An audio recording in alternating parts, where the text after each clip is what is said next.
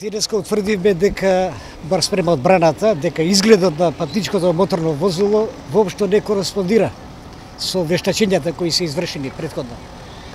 Од таа причина ние ќе инсистираме да вештите лица повторно дојдат на главен претрес за да појаснат некои ситуации кои навистина не се сопаѓаат вештачењата и самиот изглед на патничкото моторно возило.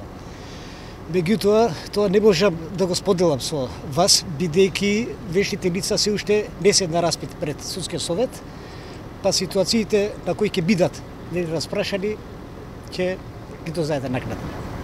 Обвинителите тврдат дека тоа е возилото, практично и адвокатката на оштетените, дека истото тоа е возилото кое што било записник.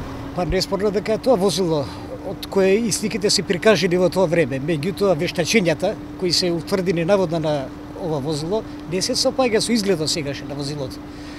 Ке спомнам еден детаљ, на пример, десниот фар се гледа многу јасно увидот на лице место дека не се сопаѓа со фотографијата која е претходно.